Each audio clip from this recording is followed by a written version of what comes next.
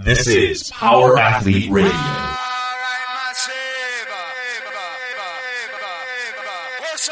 With your hosts, Denny K, Professor Booty, and the Luke Summers. And now, toes forward, hips locked, shoulders set, and retract those scapulars. It's time for some knowledge bombs. Hey everyone, thanks for tuning into Power Athlete Radio. This week we are so pumped to share our chat with Matt Wichlinski. He's the head strength and conditioning coach at the WWE Performance Center in Orlando, Florida. As you'll hear, Matt is responsible for making the mediocre athletes stronger and keeping the strongest, most prized wrestlers safe. In a sport where theatrical performance often trumps athletic performance, Coach Wichlinski strikes the appropriate balance to ensure the success of these men and women. It's not difficult to get Matt heated on a number of subjects. This verbose character is reminiscent of past guests such as Zach Avanesh. He explains to the crew what it's like to work with the personalities of the WWE and how, like any client-coach relationship, some are better than others. Ultimately, it's the ones with the strongest work ethic whose success trickles into all facets of life. Matt is a huge proponent for simple training. He believes that to become a better athlete, you must be consistent in order to perfect the basics of strength training.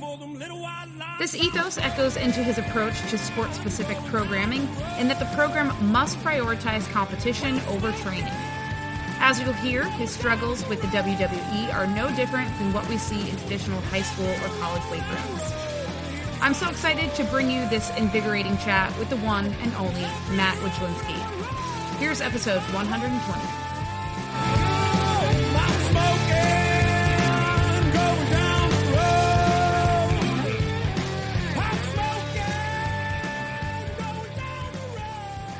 What's happening, Power Athlete Nation?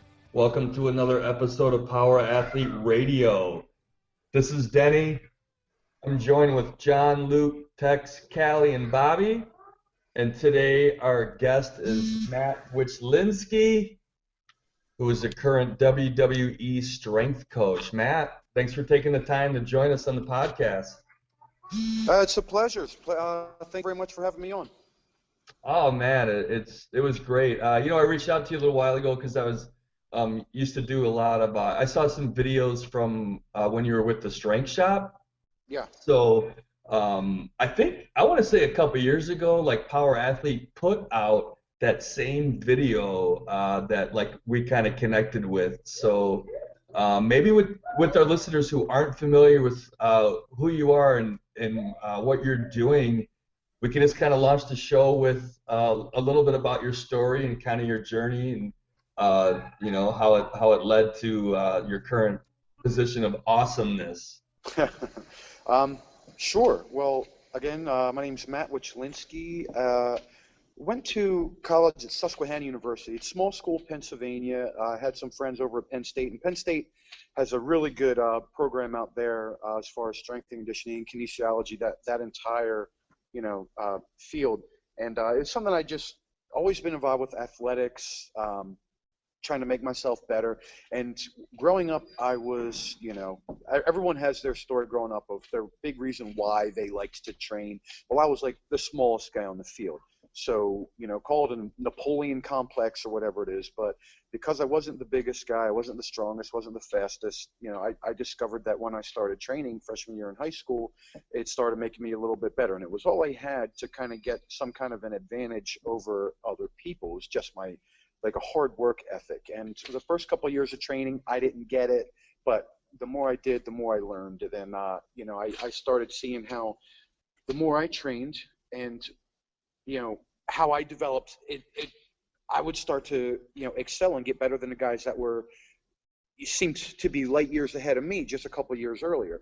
When I was 140 pounds and they were 175 pounds, we were the same age, they pushed me around. And then a couple of years later, they weren't working, I was, and then I started pushing them around on the field. So not only does it, boost you physically, it boosts you emotionally, mentally, it just gives you that, that drive. And the more you do, the more you want to do. The more you achieve, the more you want to achieve. So it's, it's just that, perpetual motion of trying to get better.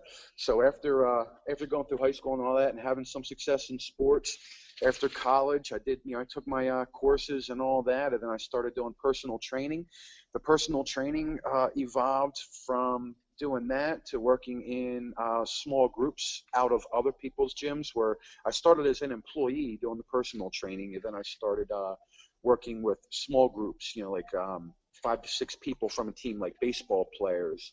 And then that kind of evolved. And then next thing you know, CrossFit kind of takes off, and I got involved with that back in like 2005, about 10 years ago. And then look at the explosion of the fitness industry since then. More and more people every single day, every week, every day are opening their own small gyms, garage gyms, boxes, whatever you want to call them. So I did the same.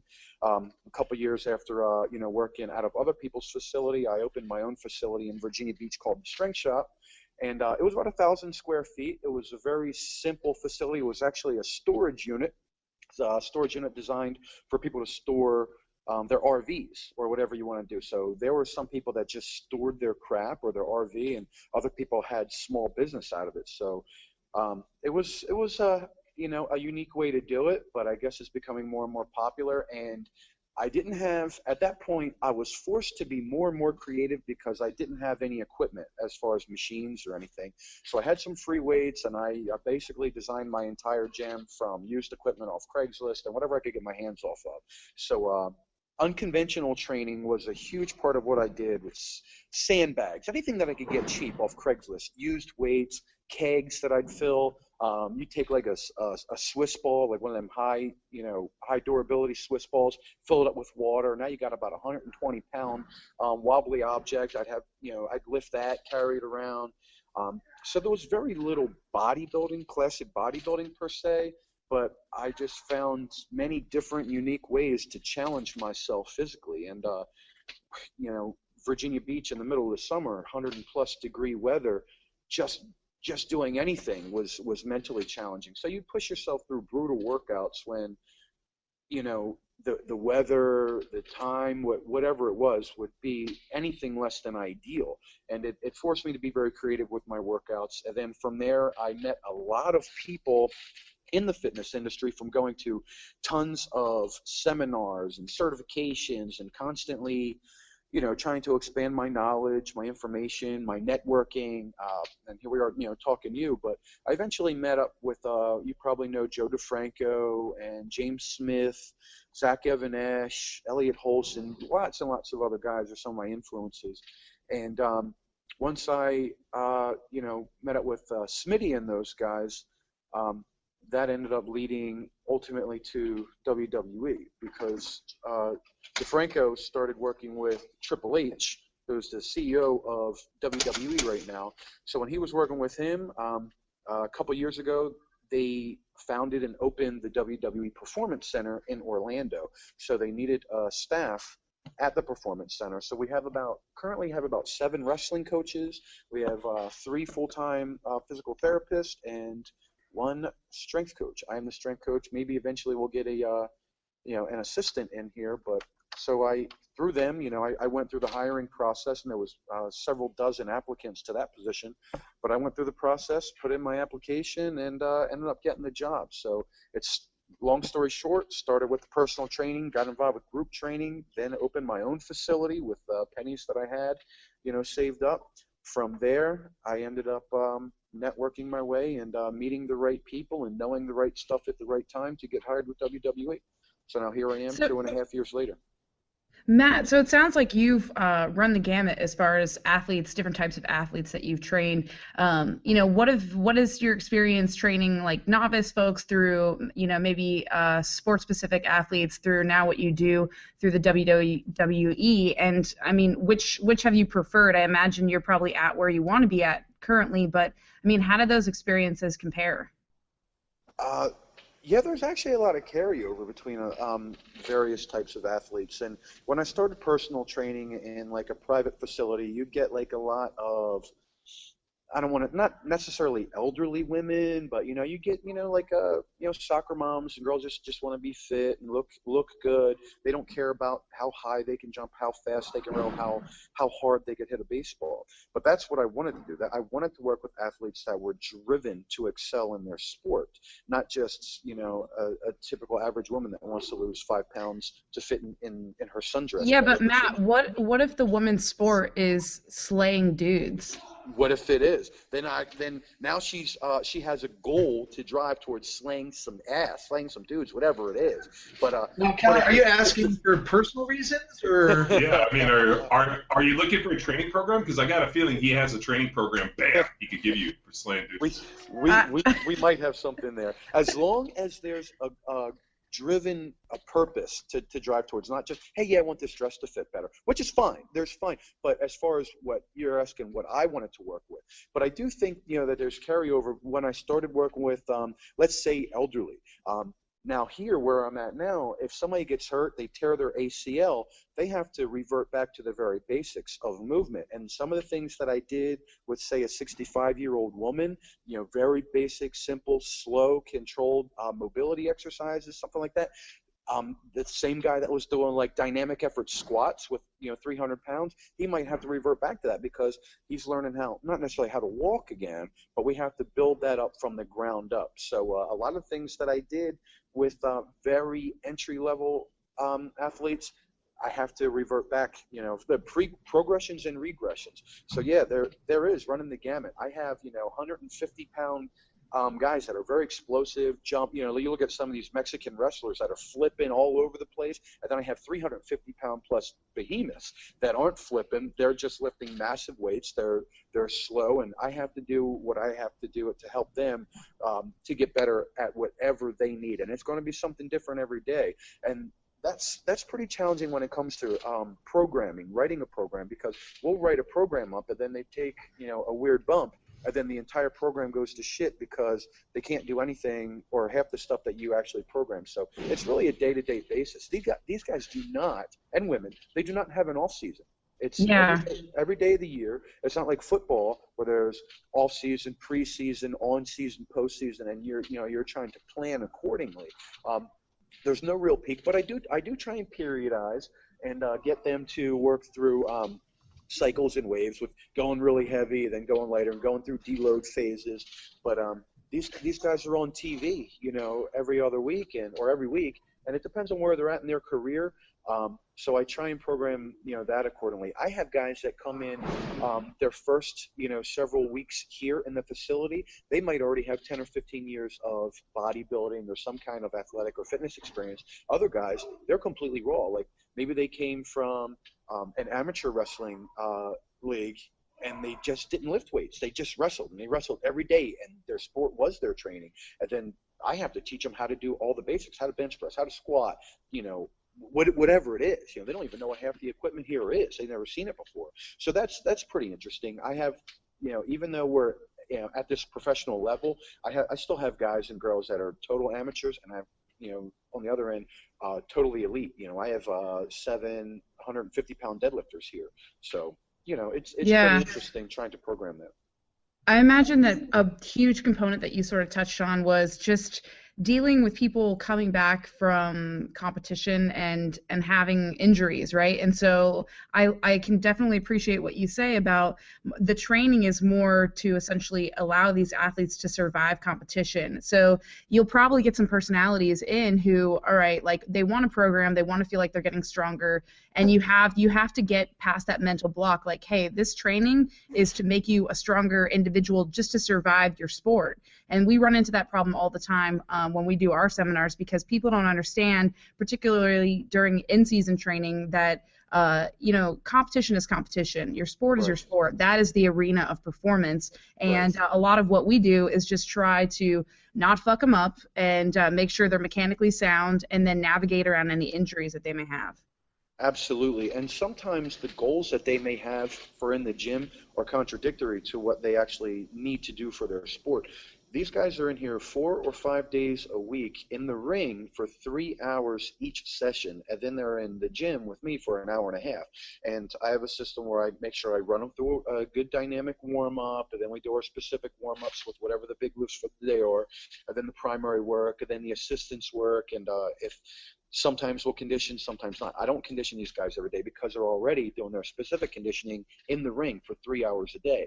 So sometimes they'll say, well, this program doesn't work because I actually lost strength. And then I'll ask them, well, when your bench press was up, for whatever exercise it is that they're gauging their strength on, when you were doing that before 6 months ago, a year ago, were you doing 3 hours of wrestling every day? No, like they basically went to maybe whatever job they were at the time, and then they would train. But now they have 12 to 15 hours a week in the ring, and you expect your peak strength to be the same when you're adding 15 hours, 12 to 15 hours a week, every single week. So there's going to be a give and take. You're going to have to pick and choose where you need to excel at. I don't care if their bench press goes down 15 or 20 pounds, because my job is to make sure that they are healthy and able to train in the ring as much as possible. And then from the ring, their job is to make sure that they can perform on stage in front of hundreds or thousands of people. So it's not all about getting their biceps to peak and how ripped they can be. It's about keeping them healthy so they can practice more. And then once they get out of the developmental system, which is where we're at, the Performance Center is basically the developmental system to get them ready for WWE, to be on Monday Night Raw, the other shows, SmackDown, and everything else that they're trying to be with that brand. So it's not just about making your body look good. It's about making it feel better so you can perform better. So somebody's got to have purely bodybuilding goals. I just tell them, I try and get them to understand that just bodybuilding goals aren't necessarily going to help you perform better at your sport. Sure, you look better in the mirror or whatever, but that might be the difference. They come from a strictly bodybuilding background, and then they wonder, okay, now I'm running in the ring, I'm doing all these tumbles and rolls, and I'm getting suplexed all day, I'm landing on my back. Well, how come certain exercises went down in numbers just a little bit, maybe? If it drops way off, I'm trying to balance that out. But the goal can't be strictly physique based. It has to be performance based. And I use, I look at that first. How's your performance first? How do you feel? How's your general health? And then we'll worry about your physique, if you're able to do all the things that's required of you specifically for your sport. Matt, we're seeing a change in football just based off the threat of concussions. And so I know your sport, I'm familiar, I'm a big fan, so I'm just curious, are you making any adjustments, because you have to have violence in the ring to protect your athletes from concussions? Absolutely. We actually have a really good protocol. Every couple of months we have a concussion specialist come down, and some of the guys have seen the demonstrations and the seminars several times, so they don't do it anymore. But we always have, whenever we do a new hire, we hire groups of people at a time. They have a big start date, and they'll go through that process, and it's very educational from everything. So we have our concussion specialist come down from Massachusetts. There's an institute up there that specializes. I'm not exactly sure the name of the facility, but so there's a huge educational process. And then we have if anything happens, somebody takes a weird bump, they get a little bit woozy, we put them through an impact test, and it's state-of-the-art process that they do, that our team doctors, our physical therapists run them through. So it really is a good process. We do everything we can for prevention.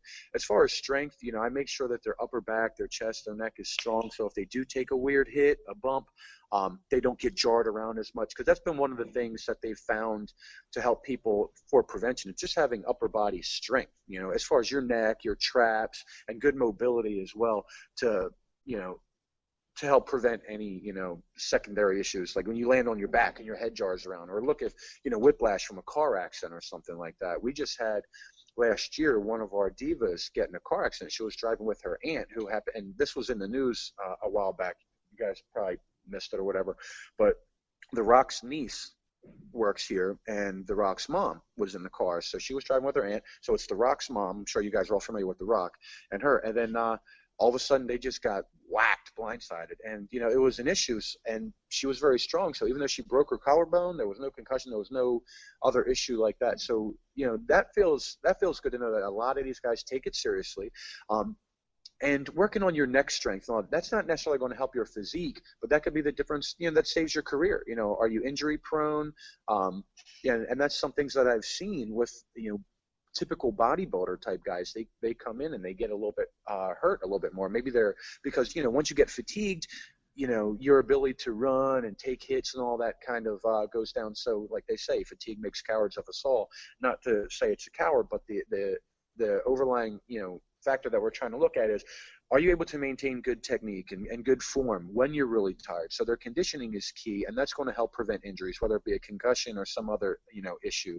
So yes, having them in top shape as much as possible through the year. Not the best thing to do is make sure they don't get out of shape. And they do have an injury. Now it's up to them. If they know they're going to be out 12 weeks, 16 weeks, whatever it is for, it could be a labrum, could be a knee, or whatever it is, are they going to do everything they possibly can to stay in shape? Are they going to do everything they can to work on their nutrition more? Because you always have control over what you're putting in your mouth. So if you're out for a couple months, are you going to eat crap, eat junk food, come back looking fat? Or if that could be the best thing, helping you come back and be prepared and be ready, doing all the secondary things, making sure you're sleeping right, taking care of everything else, your nutrition, all that. So, as far as concussion goes, the initial question that you asked me, yeah, I think being strong, being mobile, making sure that your neck and shoulders, upper back, all that is in really good shape, that's going to help them passively. And second, just making sure that they're performing as best they can and not doing anything stupid, not taking bumps off the top rope when they don't need to. Because there's some guys that want to show off and like, hey, look at me, look what I can do. And they do all these crazy moves off the top rope. And if it's unnecessary, why do it when you can get a better response from the crowd? At the end of the day, this is entertainment. So you're trying to get a response from the crowd. And if you have to do a backflip off the top rope to get a response, you might want to, reconsider where you want your career to go, because that's probably going to shorten the length of your career. You look at some other guys like Hulk Hogan. You never saw him doing any, backflips off the top. What was his big move? Hulk Hogan's big move was a leg drop. It's like the simplest thing you can possibly do. And the crowd would go wild, right? It's freaking Hulk Hogan doing a leg drop. I'm just about to jump in and say leg drop, but I'm pretty sure Matt hasn't taken a breath in like probably 12 minutes. Yeah, I've been trying to jump in. I was about to say leg drop. Oh, what these are you from New Jersey? Because the only guys I know that speak this fast without taking a breath are from New Jersey. I actually grew up right outside Philly in North Delaware, so I'm sorry. I'll try and. Oh no, it's great. I lived in Philly for 5 years, so I know the town. I heard the accent, and I was like, oh, he sounds like a Philly guy. It's like Zach Avanesh. It's like reminds me so much of when we had him on. Matt, so when you do have these athletes come in of very varying abilities, I mean, going back to the sports performance aspect and the demands of wrestling, what are you looking for out of these guys? Is there a biomarker where you're like, okay, this person's has a long ways to go, or this person is going to be great in the ring? I mean, what are some of those biomarkers and performance markers? I wish I had something tangible that, I could say, like, once they achieve this, they're going to be great, but it's really not. I've had guys, and unfortunately, this is the truth. Some guys completely suck in the gym, just complete terrible. Can't do a power clean to save their life, bench, squat, everything is garbage, but they knock the house down. They just rip the roof off, and people love them in the ring. So sometimes it comes down to your performance, your energy, your attitude, your charisma, all these things.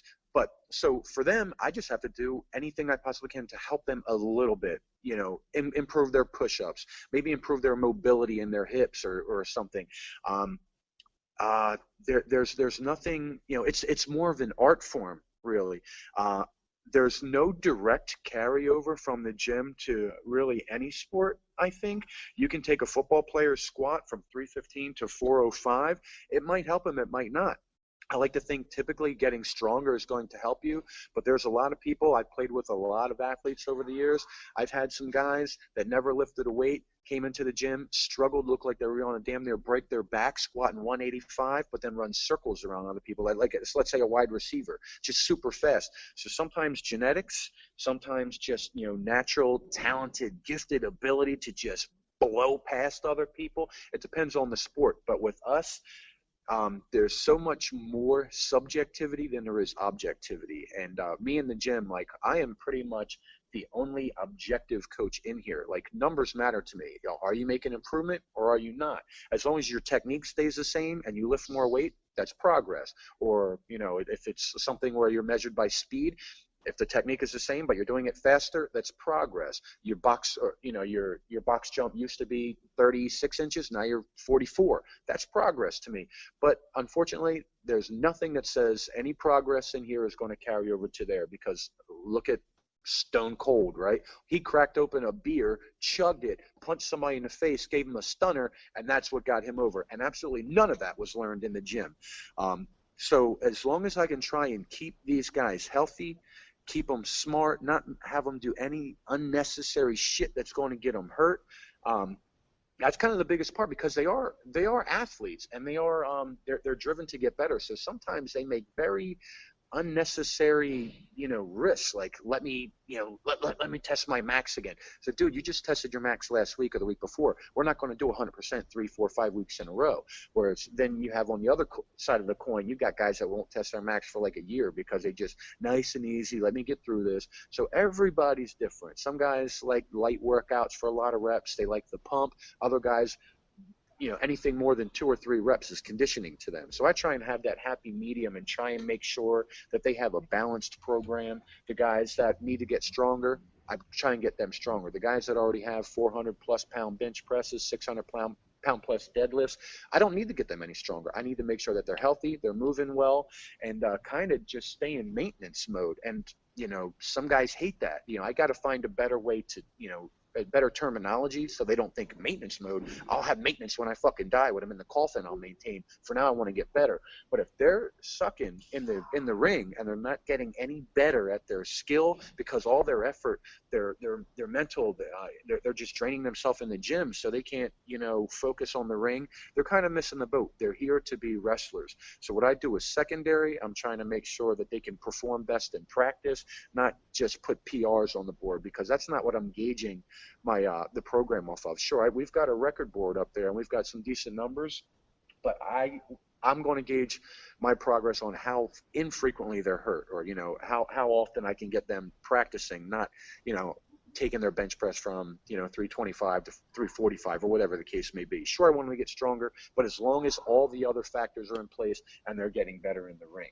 And it's so subjective, I'm still trying to figure shit out. I wish I had some more answers for you, like, if they can just power clean more, but that's absolute bullshit. It doesn't really matter. Is there any influence down from the top down, saying guys coming into your weight room and saying, hey, I need them to do this or that? It sounds like you have a lot of freedom, so I'm curious, do the other guys outside of the weight room try to come in and tell you how to do your job? No, I have 100%. I'm extremely lucky in the sense that I am the head strength coach. I don't have any assistants. I'm not saying that's a good thing that I don't have assistants, but I just do everything 100% my way. I give them the program. It's more about a philosophy to me. There's, methods are many, principles are few. The methods will change, but the principles never do. I know that's kind of cheesy, but it's true to me, is showing them how to get stronger and stay healthy over time. And as long as they follow these principles with the warm-ups and the upper body and the lower body training and waving the loads, we will have guys. Just last week, we had John Cena in here talking to these guys, so that was a good outside influence as far as, hey, one of the key factors to him being durable and the longevity of his career. Shit, he's had the heavyweight championship 15 times, and he's one of the guys that trains his ass off. He's my age, 37, and he still squats over 500, still deadlifts 600, bench presses over 4. These are major markers. Does that guarantee you're going to be healthy and safe? Of course not. But being strong physically is going to help you be stronger mentally. It's going to make you want to drive to get better and to succeed at everything. But if you're just slack, like, oh, that's hard, I don't feel like doing it, then everything like that is going to come up in life. It's going to be hard to wake up and get out of bed because your back's sore, because you took a weird bump the day before. But strong people are strong-willed through everything they do. They make sure that they wake up, they make their bed, they get to work first, they leave last, they do everything they possibly can. When you go home at night, you got to look yourself in the mirror and say, did I do every goddamn thing I could possibly do to be the best I could be at my job, for my family, whatever it is that's driving you to excel? If you look yourself in the mirror and say, I could have done a little bit more, or worse, if you're even lying to yourself and you're saying, yeah, I did everything I could, but really you did shit. You did another shit workout. You barely laced your boots. Your boots are loose when you're running around in the ring. You didn't do anything to really stretch. You didn't do anything proactive to feel better. You got shit sleep because you fucking got drunk last night. You ate shit food. You picked up some food at the local freaking gas station on the way to work because you didn't prepare anything. Well, you're a fucking asshole, and you're stealing from the company because you're not doing anything that deserves to be, that you should excel from. So that's kind of an issue that we have with guys that have been around for a long time. They feel like Groundhog Day, and they run the rat race. Oh, we come here every day, and we haven't made it yet. Well, maybe the first issue is your attitude. And the top guys that are going up, I see it across the board. They all have better attitudes. They know this success doesn't come overnight. They've been in this building for years, doing the grind, doing the doing. Before they were here, they were somewhere else going through the grind, and the grind never stops. I've done millions of reps of squats and presses and variations of everything, and you still do it. You never stop, because that's, once you stop, you get decrepit, and your shit just dies. So I try and get these guys to understand the importance of daily workouts, and at my age, shit, I'm lucky to have one good workout out of every 10 or 20 workouts. Like, not every one. Like, I'm going to do the best I can on that day, but the best I can on that day probably isn't the best I ever done, So like once a month I have like an amazing day where I'm like, shit, that was like a PR day. The other ones are just punching the clock, doing the best I can, trying to stay focused, trying to push my mind as much as my body, and trying to teach these principles to these guys. And once they're on the road almost 300 days a year, it seems, so they're hardly ever home. Going from town to town, Chicago one day, St. Louis the next, freaking Philadelphia the next, to Houston, and it's nonstop. It's constant travel, and imagine how pancaked their bodies get. So trying to get these guys to understand the importance of mobility, the importance of movement. It's not all about a pump. It's just about moving your body and staying healthy within yourself. And there's all kinds of shit you can do with a pair of 15-pound dumbbells. It doesn't always have to be about 300-pound presses. So I try and give them a lot of different options, no matter what's going on.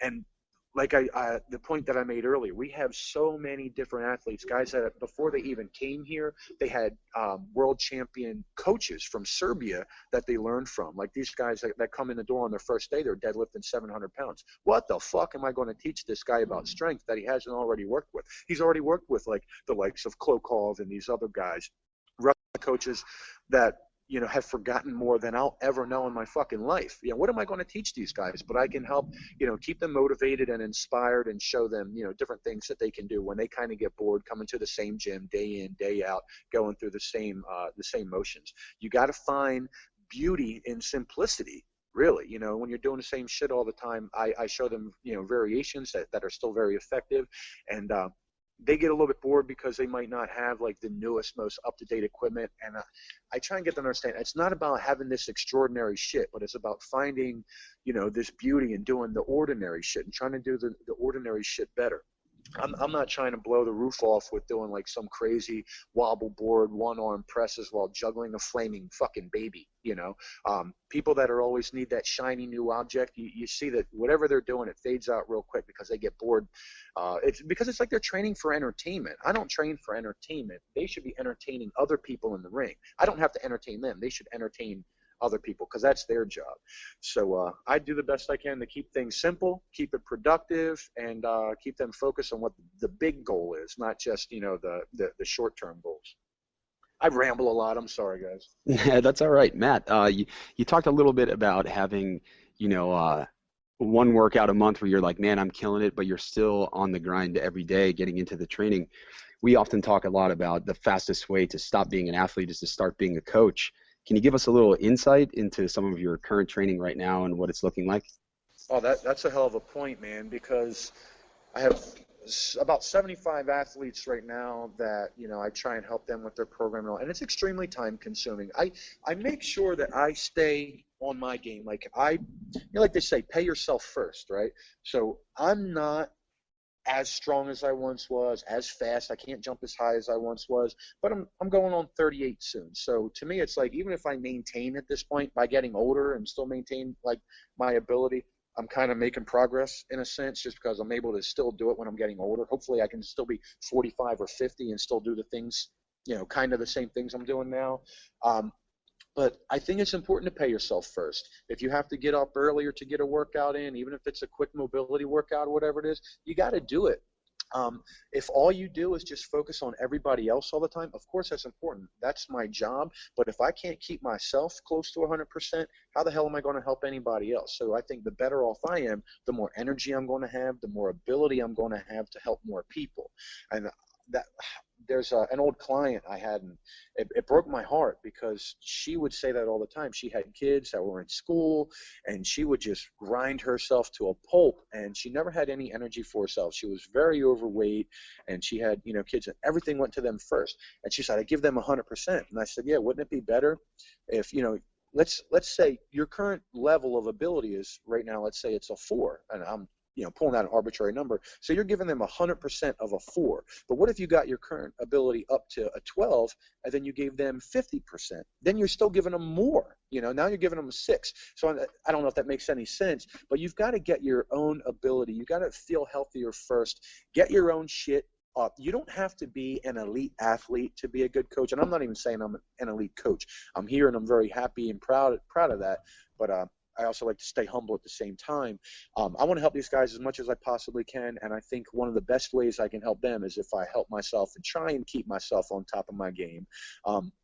And I'm constantly experimenting with new things because I have so many guys with different shoulder problems, so they might not be able to do like a barbell strict press. They have to do variations with different bars. And so I'm constantly tweaking and playing, and I'm my own science project. I'm always experimenting on myself.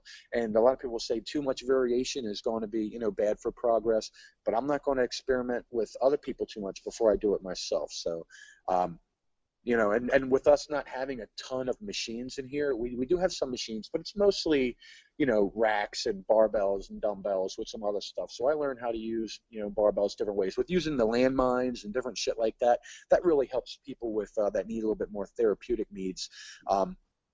So as far as, me being a coach and regressing as an athlete, I just think I've been fortunate to make sure that I get my own shit in.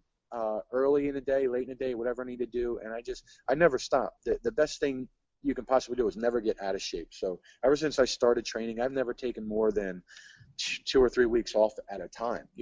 I've pushed a little bit harder for periods, went a little bit easier for periods, had some off seasons during sports and stuff like that, but for the most part, just never really stopped. Matt, have you ever considered being a motivational speaker? Fuck no. There's enough Jim Rohns out there and Brian Tracy's and Jim whoever they are. No, it's funny. Like I talk to these guys sometimes, and then they'll make fun of me like that. But it's you guys brought up Zach Evanesh, and he's such an awesome dude. I've learned so much from him. Shout out to Zach. I love you, brother. And he's a guy that, you look at these guys, and it's not just about lifting weights. It's about getting these guys to want to push themselves in every single way possible. I'm a new father. I have an 11-month-old daughter. She's beautiful. So I want to make sure that I'm my very best self for her because, shit, I'm 37. By the time she's 15, 16 years old, I'm going to be 50, and it's going to be nuts. How you doing, sweetie? I got a little podcast thing going on. You just got off the podcast, huh? I did. Yeah. Well, we did yesterday. Okay. I was like, I need to stop moving around. Sorry, I have some company. That's okay. Sorry. Yeah, so no, I like that whole thing is, staying positive but yet truthful. Sometimes being like overly positive is just like lying to yourself, and I think that's bullshit. Like honesty and assessment of where you're really at is, sometimes a kick in the dick of realizing that you're not as good as you should be, and realizing that. Then you just have to, once you acknowledge where you're at, then you have to, organize a plan to get better. I don't care if it's lifting more weights. I don't care. Or you just live on the internet and pretend. Yes. I mean, because that's much easier than actually looking in the mirror, unfucking yourself, putting a plan together to actually get. So you know what? I'll just live on the internet where I can hide in my mom's basement. It is company policy at Power Athlete to only use negative reinforcement and brutal honesty. Well, we realized long ago that the final evolution of strength training and getting strong is actually negative reinforcement and just fucking basically being berated. So you people go through an amateur phase where they get strong and then they kind of get in this kind of like I'm kind of strong but I want to get stronger but I'm kind of fucking limbo but I think I know everything because I'm on a forum. And then at which point they fucking run straight into like verbal abuse. negative reinforcement, and fucking beating them senseless. And at some point they get stronger because they just don't want to hear it anymore. I can confirm all of that. It's true. And Matt's made, like, it's so much solid gold in this whole deal. I mean, he made the same observation I had where, dude, it's part of our seminar where I tell about, dude, going to the weight room and seeing guys not be able to fucking, like, lift the bar, basically, have 225 on and struggling for singles, and yet go out on the field and fucking power slam guys. And like it was always this like weird, like it was kind of a confusion that there were guys that had the ability to take what they could do in the weight room and use it, and then there was other guys that benched 600 pounds that couldn't play dead.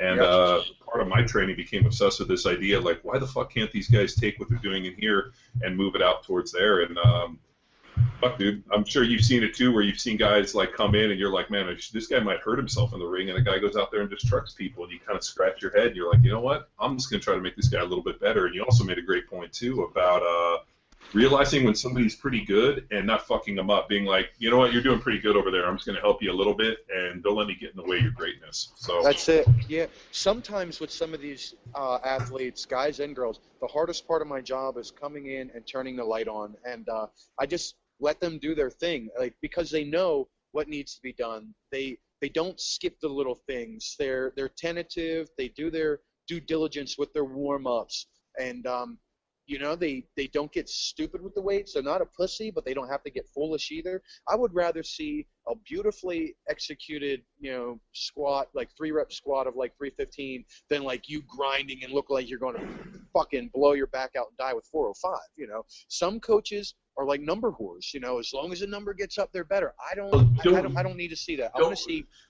Go ahead. Don't you really think, like, and this is something that we wrestle with a lot. Like, I think. And actually, in fact, ironically, I had this conversation with somebody yesterday about it. I think, honestly, some people either lie to themselves or can't understand what's good and bad in terms of movement. Like we talk about it, as coaches, that we have this inherent fucking coach's eye where we watch somebody do something, and it's like watching a train wreck in slow motion. Like I can watch somebody literally set up with the bar, and from like before they even break at any joint, I know whether it's going to be bad or good or bad just on the way they approach the bar, their setup, having people seen them do it. And like as they demonstrate something that looks like dog shit, I take personal offense to it. You guys have heard me at seminars where I'm like, what you're doing is hurting my feelings. So let's stop this. Let's figure this thing out. But I think a lot of coaches, either they lie to themselves or maybe they don't have like an inherent coach's eye where they know good and bad, because that's the only thing I can chalk it up to, because I see dog shit all the time and people not saying anything. I'm like looking around. I'm like, how are you not fucking seeing this? And they're like, well, I'm like, I mean, that's like, seeing like somebody kicking a dog on the street and just walking by and being like, oh, well, I don't want to get involved. Somebody kicks a fucking dog, I'm going to fucking sock him in the face. Or like, it's just, I've resigned myself to the fact that either there's two excuses: people fucking don't know, or they're too lazy to say something, and neither of which is acceptable. Hey, absolutely. Hey, let's. Did you see the 640-pound bench press, Matt? That. Let's not fucking go here again. We have to. I want to know his opinion. I've seen a couple different bench presses that are, in quotations, bench presses with either, 4 different guys grabbing the bar, or one guy's doing an upright row, 2 other guys are doing like a quarter curl. Did you see the one she's referencing that just came out, where the guy like drops the bar, the 640 on the bar, he drops it on a 2-board. It's Clemson. He actually does like a rowing motion, does like a double bounce, shoots it up while the other guys upright row it, and then they fucking posted it as this kid benching 640. I think it was actually a football team. Was it like? It was Clemson football. Yeah. I think it was Clemson. Unreal, man. And this stuff gets promoted and it gets put out there, and it's absolute shit. And what do you do? Because then people want to start chasing that number, and anything you can possibly do to get that number up. Well, you know what? I can put reverse bands on. I can put a slingshot on. I can use a 6-board, and I could not fucking move the weight at all, and I can have 4 guys fucking pulling on it, and I could say I did 700 pounds. Or you look in the mirror and you realize that you're fucking lying. And so that's just it. I try and teach these guys what's good, what's effective.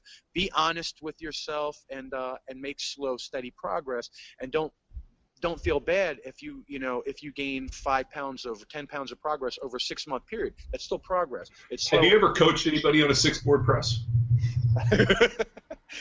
let's just put a cinder block or two on the chest. And see. I remember seeing a guy like following the Conjugate website stuff who like was talking about like he knew he was going to set a PR at this meet because he PR'd his 5-board press. And I like. Is that the guy who you had to tuck in his pec? No, that was the fucking most disgusting. Oh my God, I'm barfing. we had a powerlifting meet at our gym. Southern Southern Powerlifting Federation. So we're at the gym. It's Luke's first day on the job. We're there, and this dude comes in who's like a 600-pound. Was he 600 or 700 pound like single ply bench presser, like bench press specialist? Now, mind you, this guy was probably 400 plus pounds. 5'6". So it really wasn't like. I mean, like, if you did the math, it's maybe 1.5 times body weight bench press, like, which isn't all that fucking impressive.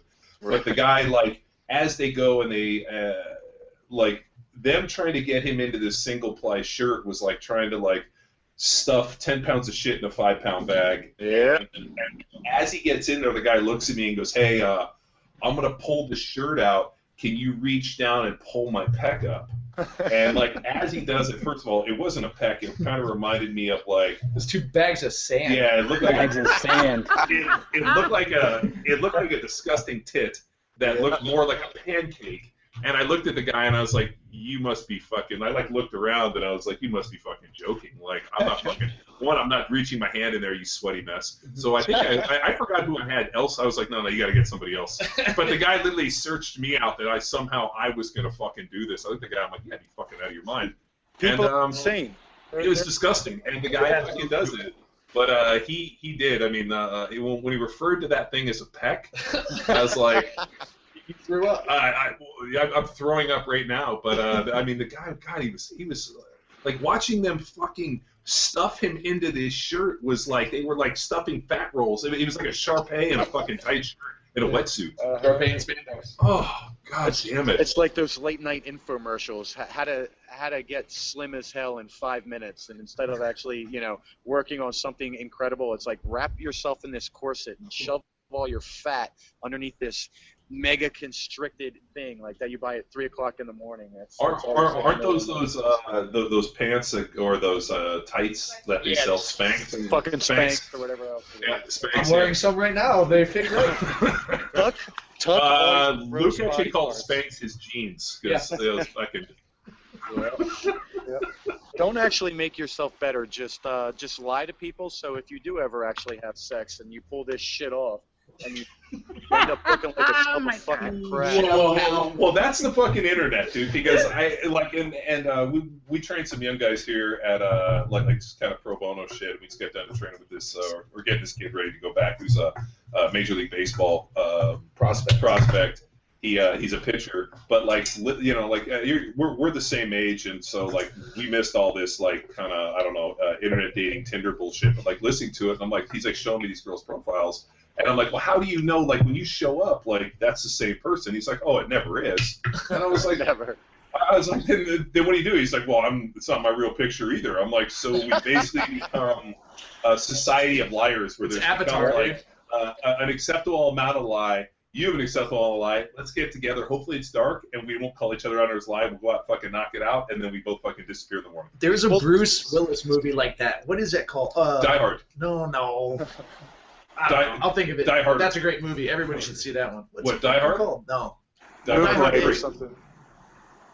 Yeah, but that's all. That's what society is now. It's about who can get the most likes on Instagram. It doesn't matter if any of it's real or based on anything you've ever actually done. Let's just throw some filters on. Let's pretend I'm a lot cooler than it is. Let's hollow out all my fucking 45-pound bumper plates, so they're actually 5 pounds, and I let the whole internet know that I can actually, power clean, 405, but I can really, not front squat too, so it's whatever. The world's full of liars, and eventually people get called on their bullshit, but I could care less. I'm over here doing my thing, and if people think they look cooler because they're feeding their own ego for more Instagram likes or something, more power to you. So, Matt, Matt, how do you work your kind of leaderboard into this? And sub-question, how much does The Rock bench press? I have no idea. I've never worked with him. I haven't been that lucky yet. But shit, he looks freaking awesome now, doesn't he? Whatever he's doing is working. Fuck, Tom Canady, who's been on our podcast. Tommy was our strength coach in Philly, and he trained The Rock down at Miami. So he's always been he's been like our kind of main line to The Rock and what's he doing for his training and that. But yeah, dude, he looks like $1 million. I was fortunate enough to have Tom come visit me for a day. He was in town. I guess he got released from the Vikings, I believe, a year or two ago. I'm not sure. Yeah, players get released, coaches get canned. So Tommy got fired. Yeah, however you want to put it. Yeah, release. I was like, God damn, that's a really nice way of saying it. No, he got fired, and he kind of hung out a little bit, and then now he's down in Tennessee. Oh, good. So I'm glad he's doing well. But yeah, he had some free time, and he contacted me, and he was like, yeah, I know The Rock, and he kept, that was his way in. He had to keep giving himself credential after credential. I was like, hey, man, you sounds like you know what you're talking about. I don't need 27 more credentials, because he obviously knew what he was doing. Because we typically don't have guests in here, just in here watching, looking around, because some people are marks. They just want to see what's going on. Maybe they're a huge fan, and that's not good for us, because then they want to put that stuff on the internet when a lot of what we do is a huge secret. So he was a fan, but he knew The Rock, so I was able to get him in here. He's an awesome dude, knew his shit, obviously, and it was an absolute pleasure to meet him. Yeah, no, he's one of the good guys. I mean, when I got to the Eagles as a young guy, it was all hit, and I had to do their hit program for the first year, and then I ended up getting hurt, and I stayed there the whole off season. And we had this like hit weight room with like very few free weights, and like we designed a whole program that was like basically everything that included lifting the fucking hit machines. He's like, okay, we're gonna fucking lift this machine 20 times. I'm like, like the handles? He's like, no, the machine. These things are pieces of shit. So like Tommy developed a whole program. Dude, I credit him with a lot of my early development, just for the mere fact that like, one, he was willing to train twice a day, and then two, we'd like head over to Finnegan's Wake or some of the local Philly spots, so we'd always get beers, and he was a great guy to hang out with. Cool, man. Hey, Matt, sounds like you have a lot of guys come through the training center. Do you have, and you don't have to use names, but is there anyone specific that has been like your opus or your greatest accomplishment that you've seen thanks to your training rise to the top? Yeah, there's actually been a few, and I mean, I don't take full credit for anything. I think it's always up to the athlete. They have the information. All these guys have access to the greatest wrestling coaches and a strength and conditioning coach and a great physical therapy team, but some of them just use it better. You know what I mean? They do their homework. They go home, and when I give them a nutrition plan, I can see that they're doing it. Like for some people, I have to say, hey, send me pics of your food, so I can see you're actually eating. And the ones that do it, they're proud of it. They're like, look what I'm doing. Other guys, that takes too much time. No, it doesn't. You're texting 100 fucking people a day. It takes you 2 seconds to snap a pic of your food. So I know who's stopping by the gas station to get snacks every day, and I know who's actually taking the time to prepare good quality proteins, and who's actually spending more money on supplements than they do food, which is fucking stupid as shit. You guys know supplements are like the tip of the iceberg, not the foundation, but some of these guys get so caught up in bodybuilding.com that they have to buy all their freaking buy one get one free BOGO specials. Anyway, I'm digressing, but like I said before, when I have some guys that come in and they don't have a ton of experience, and that also means they don't have a ton of bad habits, so I train them my way from the beginning, and I can drop their body fat a few points. I put some good numbers. So I can increase their big lifts. I get them to focus a little bit more on compound movements and focus on the performance first. I always do a little bit better. Maybe it's just the way I do it. I focus on performance goals first, and then the physique kind of follows suit. But it is such a vain business. There's so much vanity here. The egos are through the roof. If you coach these guys the wrong way and you say something a little bit too harsh, they ball up like a little fucking turtle sometimes. Not all of them. Some of them love it. They need it. Other guys, they're too vain. They're too ego-driven. And if you say anything critical in an attempt to try and make them better, they can't handle that. They might be doing something wrong. They're like, oh, well, I think I'm doing all right. I'm like, yeah, I didn't say you weren't doing all right, but I'm looking at everything I see. I'm trying to get you to do better. And the guys that are a little bit too sensitive, hypersensitive, oh man, they're hard to work with. But the guys that they want the feedback, they're always coming to me, hey, check my form on this, because I got 20 guys working out at a time. I obviously can't be everybody's personal trainer, so I make sure. Dude, that is so hilarious that there are personalities like that, because I mean there are everywhere, but I mean they're afraid that you're gonna tell them what they already know, Yes. And that exactly. that makes it real, Like you guys already mentioned, God forbid you look in the mirror and make an honest assessment of what you are and what you need to do. It's a lot easier to just do what comes easy to you and never really challenge. Well, Michael Jackson, basically Michael Jackson figured this out for us, The Man in the Mirror. I mean, that song has, every day as it goes on, I remember I heard that song the other day. I was driving my kids in the car, and they love it. They're huge. I have 2 4-year-old little girls, and they're huge Michael Jackson fans. I heard that song come on. I was like, man, so truthful. MJ had it. I'm like, he was a man before his time. Oh my God, I can't believe that. He and Subway Jared. And by no means am I like trying to bash everybody here, because like I said, the 90% of everybody is awesome all the time, but there's a few people here and there that they challenge the hell out of me, because and I don't care. And it's not just here. It's any sport that I've worked with, any group. You're always going to have some guy that, he thinks that he's the best or she's the best, or why should I bother getting better? It's like the day you stop trying to get better is the day you start dying, in a sense, So I'm always trying to excel, and no matter what it is. And it doesn't necessarily mean putting more weight on the bar. It's just there's different ways to improve. And if you're just not willing to accept it, if you're not willing to look at those things because it might be a little bit uncomfortable. God forbid you ask somebody to be uncomfortable to try something new because they've always done it this way. Oh, well, how's that working for you? Like I see the results you've gotten, and you seem to be stuck for a couple months, but you've always done it that way. So maybe if you keep doing it that way, things will change sometimes. So that's just the thing. It's trying to get some people to be open-minded, get out of their own head, be completely what's the word? I don't know. Just receptive to open ideas. And imagine if this message, and I'm not trying to make any sort of like specific point, but imagine if that message were coming from, say, a woman or something. Like I run into these problems like all the fucking time. Like everyone's ego's hurt. Not everyone, but there are a handful of people at our seminars who are just like.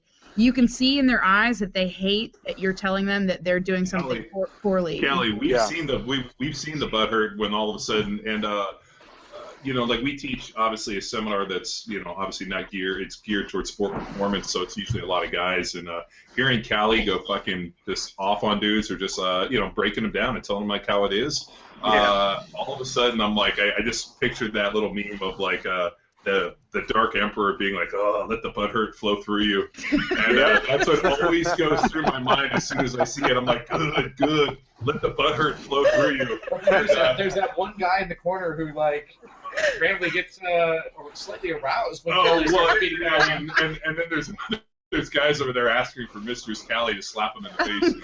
And it's a little odd, but yeah, I mean, we've seen some fucking butthurt of epic proportion where we gotta go out and like talk to these guys and talk them off the ledge. I'm like, I know you got your man card taken. Why don't you come back in here, unfuck yourself, and try to earn it back? Well, honestly, I don't say anything that's not out of line that anyone else wouldn't hear. Like, if you move like dog shit and you know it, and you're not trying to be receptive to whatever coaching is going on, you're gonna hear it from any coach. Hopefully. But I mean, like when you told that one guy you were gonna rip his fucking balls off so he couldn't procreate. I did not say that. That was taking it a little bit far. I did not say that. I'm totally in because you know what? He should have got his balls ripped.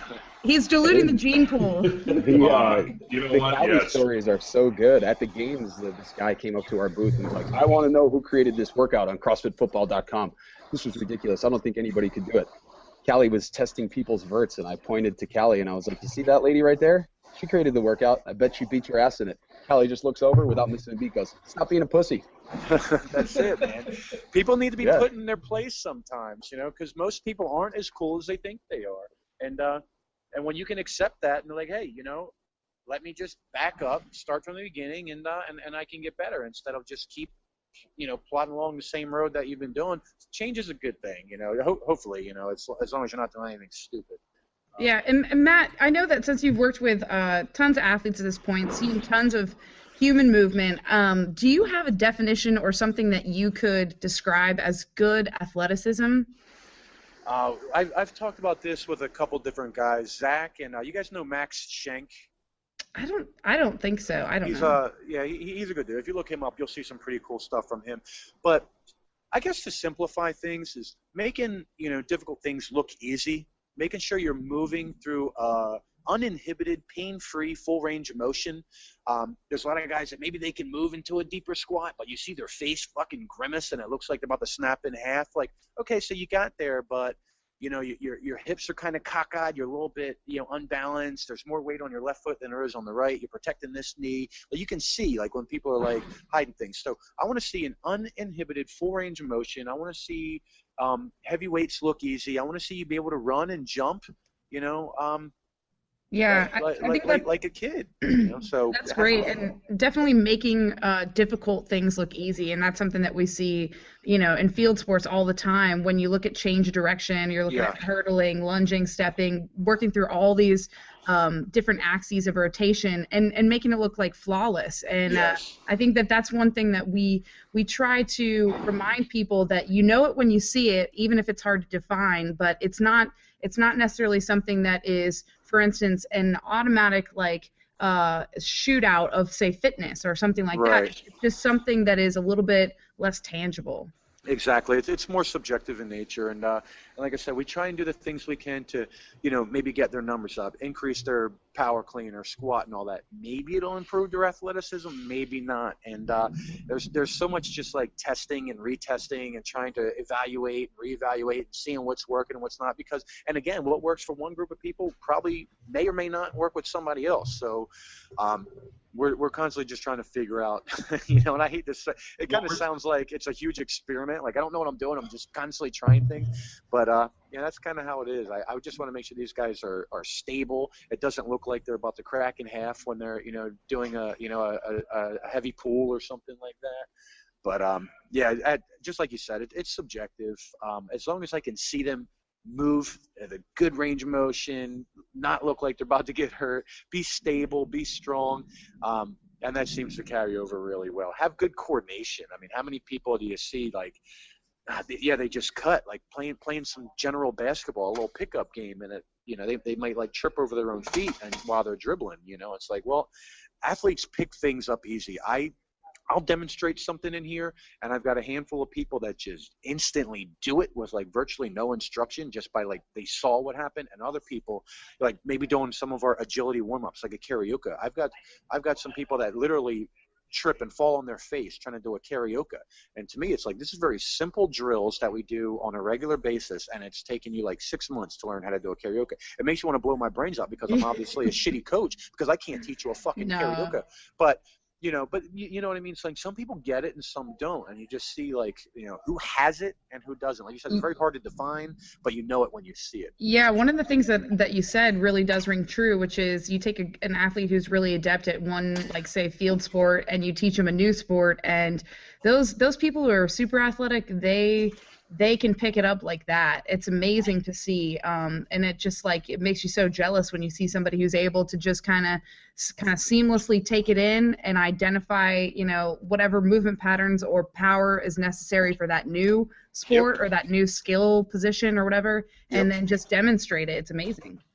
Absolutely. Like, I'm fortunate that we have an extremely great recruitment process. We have scouts that go all over the world, and we've got a couple guys that played in the NFL here right now, and so they come after their NFL career is over, and they're obviously, the Lamborghinis of the human race when you're a defensive back in the NFL or something like that, right? These guys are just running like gazelles.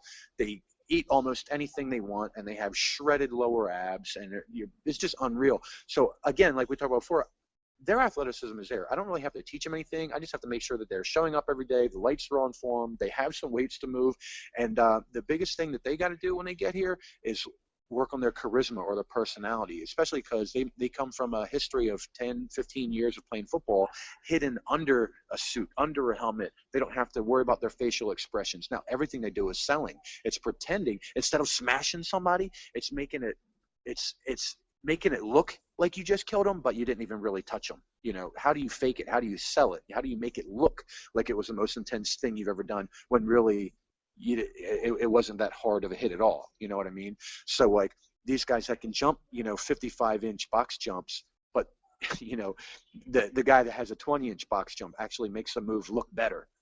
Like that's one of the harder things for them, is they have to learn the dance, the song and dance, the entertainment aspect, the facial expressions and all this. So that's something that, it's hard for me. It's not hard to come to terms with, but it's the other side of the coin. Like I'm trying to get them healthy, but really, even if they could, box jump 100 inches, see you later, time. The bigger aspect is the believability. How do you make something look like you just lifted 1,000 pounds, but it was really only 100 pounds? That's kind of a bigger issue sometimes. So Matt, I mean, you're in the entertainment industry, I guess, or you are kind of a vessel to that industry. What would you say on the subject of entertainment? What do you find are your favorite or your top movies in terms of motivation, either motivation or just straight up entertainment? Because we are really influenced by film here at Power Athlete. So I was curious, what's on your hit list? Probably the most motivational movie of all time is The Karate Kid. Here you have some Jersey twerp, about 106 pounds, soaking wet. He's about 40 years old in high school, and he's getting kicked around by some high school douchebag from California. And next thing you know, he turns the corner. He learns how to wax on, wax off. He wins the girl. He lays the pipe, and so he takes Johnny's girl. He wins the trophy. And if you think back, like, how cool is Mr. Miyagi, right? Here's this 65-year-old dude who's trying to get Daniel's son drunk, right? So he's got a high school kid. He's having him sleep over. He's getting him drunk. He's like, dude, you're running the gamut with the Karate Kid. Oh my God. There's all kinds of shit going on there. And if you're not, you couldn't make that movie today. If you're, go ahead. You couldn't rewatch. Think about how many movies that you couldn't make today. Karate Kid, History of the World. Yeah. It's part insane. 1. Go ahead and watch an episode of Archie Bunker, and you just want to curl up in a ball and be like, oh my God, this can't be happening right now. It's insane. But anyway, no, let's see, really inspirational stuff. I have no idea, man. I'm a Mel Gibson fan. Somehow he has a tomahawk and he kills 47,000 people that are all shooting at him. I don't know how this fucking happened. That's pretty good. Well, yeah, that was The Patriot. That was pretty good. Yeah. Oh my God. I was gonna say, because Braveheart, that was before munitions, I believe. Yep. So amazing. Somehow he scalps 1 million people that are all out to get him at the same time. I don't know. Yeah, but those are musket, muzzle loaders, and those guys weren't very good shots. I mean, he was able to knock them down with musket balls out of a fucking pistol. So guns back in that day, it was like a 50-50. Once you pull that trigger, you don't know if it's going to blow your own face off or somebody else out there. That's actually a true statement. I think over half of the people that died in the Revolutionary War and Civil War was actually their weapon exploding. Yeah, explodes in their face. Imagine pulling that trigger, not knowing if it's a grenade or if it's a bullet that's going to come out the other side. Oh or like you always see the ones of those guys shooting the cannonballs, and what they would do is they would actually shoot them, and the cannonball would roll and rip 100 dudes' legs off. Yeah. So in the Civil War, they wouldn't even put explosives in the cannonball. They would just shoot them at the ground, and they would just a fucking 1,000-foot. Yeah, these steel balls rolling as fast as they could, ripping dudes' legs off. That's. I mean, I'd rather get blown up or have my musket blow up. I think so too. It kind of reminds me of a weird Monty Python episode where half the army has one leg, but they're still chasing after you with a sword, like son of a bitch, and then a spider jumps out of nowhere and gives you gangrene. I don't know. Well, I mean, dude, I don't know if you've ever been out to Gettysburg, so I actually went out to Gettysburg, and you start seeing how big it was, and then you start out understanding how many people died in a single day, and you're like, all right, we have obviously the value of life, or at least of liberty, is greater than what we know today, because it was something like 40,000 people died here in one day, and you're like, yeah, that's like a whole town.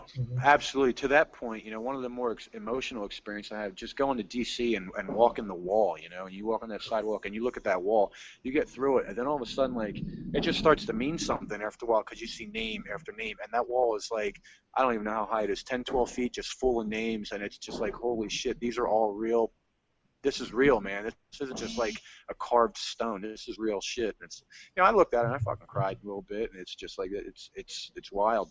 I don't know, man. It's a very somber experience. I'm from Washington, D.C., and Bobby is as well. And, like, the weird thing is... Whoa. Bobby is from Scranton, PA. He's not... But he lives in D.C. No, he is Scranton, which is fucking, Yeah, me and Tommy. We got it. It's a Scranton connection. And and you can ask a Philly guy like Matt, when people say they're from Scranton, what do you think? Dunder Mifflin or something. I don't know. Like there was a paper mill. There's going to be some cheap beer. You're going to have a couple mullet and a Camaro. That's all you got in Scranton. A mullet and a Camaro. Actually, there you go. That's it. One of Matt, one of my favorite videos of yours it's a really old video, and it's been knocking around on the interwebs for a long time. And I don't know if anybody else has seen it on the staff. It's called The World's Greatest Barbell Complex. Yeah. Right. So I will regularly replicate that as a parlor trick in the gym, where Matt hits a one-arm barbell snatch at 135 and then windmills down and picks up a can of Yingling Lager and fucking just cracks it with his mouth, head back, pounds the whole can, throws the can down, drops the barbell. It's gold. Bobby, I think you showed me that video like 4 years ago or something. Yeah, it's been knocking around for a while. That was actually the first time I ever heard of you, Matt. That's funny. It's funny because you do little stuff like that, and it's a parlor trick. It's not how you train. It's not like, hey, this is what you got to do to get jacked, boys. Everyone get other round. Exactly. It's awesome. It worked for Stone Cold. But like on the interwebs, like people are really criticizing like my technique and like just like I'm like, what the fuck, man? I'm kidding around. And the point is, with good solid training, you can have some fun. You can pick up some shit. I can chug a beer if I want. I can drink a 6-pack, a 12-pack, and I can go and lift some weights and not kill myself. Do I recommend it? No, that's not how it's done. But what's his name? Mark. Whatever. When you're strong, you can be wrong. Like we just do shit to have fun because I've been training for 25 years at this point. So it was just something fun. So it's good to see when some are lighthearted and they can do some things. And every once in a while, I just got some guy. I guess maybe they just took their first CrossFit cert and they know they just found out about Prelipin's chart. So I'm completely out of the rep range for Prelipin's chart. My beer chugging technique didn't tempo with my snatch. You fucking moron. Go get a look. So wait, you weren't using like time under tension, like 0, 1, 4, 1, because they just went to their first Pelican, like in a biosignature class. Like, oh, you didn't, you're not actually using faster muscle fiber. And we talk about it all the time like that. And just last night, a friend of mine, we were at the gym till like 9:30, 10 o'clock, and we were snatching heavy. He works up to 250, and he posts it. He posted on social media, and within 5 minutes, here come, that technically isn't the full snatch. His hips weren't below parallel. Right. And I'm like, Jesus Christ, dude, when you can fucking snatch that, you can criticize that. Right, exactly. Take your fucking 95-pound snatch. Dude, the lesson to be learned there is it's one thing if you film yourself for your own like coach's eye or whatever, but I just think posting your list is so fucking douchey. Well, if you're gonna post them, then you have to be prepared for the fucking uber douche explosion that's gonna happen around it. So like your buddy posting it on there as it's like so that's what so he's a douche. Hey, he's a douche for putting it out there because those guys are doing exactly what they are fucking bred to do, which is be douches. Yeah. So they all need to be fucking shot. Well, we'll go post it on the internet. It's like these girls. My favorite is on Instagram. These girls with 1 million followers or something. They're like daily naked selfie. And dudes will be like, I want you to sit on my face, and write all this stuff. And then they're fucking outraged that people write this. Oh my God, I can't believe people would write this. And I'm like, what the fuck do you expect? John, I'm right here. I can hear you. The only difference is Allie's usually hitting them up being like, so where do you live? Hilarious. Go ahead and wipe my seat off and wipe your mustache. Yeah, dude, yeah, exactly. You have no sympathy for somebody who puts themselves out there because, ultimately that's what they're looking for. They're looking for a little attention, and fuck it. You know what? If that's your thing, like, go for it. But just don't be a pussy about it. Yeah, absolutely. Danny, quit being such a bitch, Danny. You fucking pussy. God damn it! You're fucking making up fucking snatches at 250 at the end of the night, and somebody bitches about it. You know what? Don't put it out there. So you know what? Kick your buddy in the nuts and punch yourself in the face. Or post it. I'm going to go hang myself right now. Good. You should fucking kill yourself immediately. I need you to go brush your teeth with a gun. So he's already locked in the bathroom.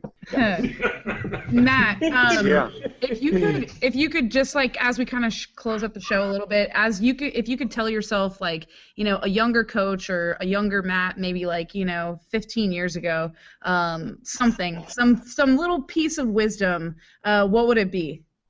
Find beauty and simplicity, and stop trying to reinvent the wheel. There's too many people that's trying to find a new system, sell a new ebook, this and that. And it's like, okay, we get it. Like, I guess the never-ending quest for improvement, that's great, but at the same time, everything we need to know, especially for beginners, is already out there. Find a reputable coach, buy their ebook for $20, do their program for a year or two, whatever, and find beauty in simplicity. It's exceptional athletes do ordinary things extraordinarily well. There's not a huge difference in the lifts.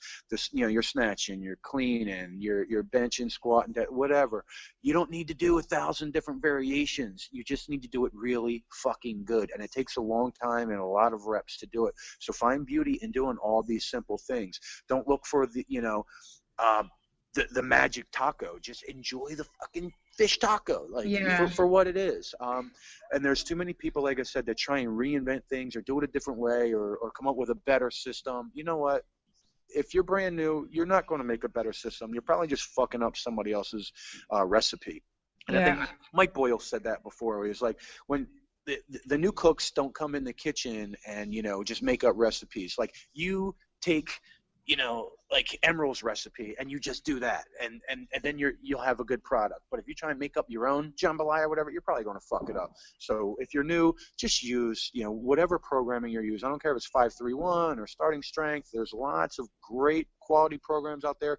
Stop adding your own spices to it. Just do it as it's followed. Run the course, stay the course. Have the balls to actually stick to something long enough to see results, and not change direction every other week or every other workout just to get that new shiny object. Stay focused and stay the course. Yeah, we definitely reflect the same sentiments, and I can't tell you how many times we've lectured this at the seminar, but it's just nice to hear somebody who's a leader in their field, who works with professional athletes, have the same exact opinion. And I just think all of our listeners, this won't be a surprise to them, but it really does solidify kind of our stance as well, in that if one more person asks me when they can start incorporating chains and boxes into their squat, like, I'm gonna fucking that's exactly like what we deal with when you ask them how long they've been squatting. They tell you, oh, well, they've been CrossFitting for 6 months, and you're like, okay, well, like, you're not ready for that. You're like, you'll know when you're ready, and it's not now, Right. Yeah, unfortunately, most of the information you're getting is probably a lot of people reiterating very similar sentiments, but I mean, that's just how it is. I'd love to have a million new anecdotes of how to do this or that, but I learned from good people, and I try and stay true to it instead of trying to change everything all the time. So. That's great. Well, Matt, thank you so much for taking the time for the podcast. I mean, it's you've been one of our favorite guests. I can probably just speak for everyone else in that, sometimes it's a crapshoot. You're not really sure what you're gonna get, and but you definitely exceeded my expectations in terms of just your philosophy and training, your ethos within strength and conditioning. And so, thanks so much for chatting with us. My pleasure, guys. Thank you. We'll do it again sometime. Yeah, we'd love to have you back home. Thanks a lot, Matt. Thanks, guys. Yeah, Matt, Yep. All right, bye.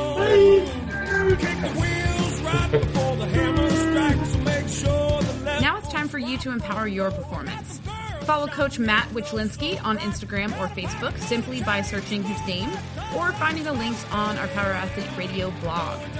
You can also take a video tour of the WWE Performance Center by finding the video on this episode's blog post or by going to the WWE website. It's truly an impressive place to train. Next week, we welcome Dr. Dan Reardon of Fitness Genes to talk about how testing your genetics to improve training and diet, it just might be the best thing you're not doing. Until next time, bye!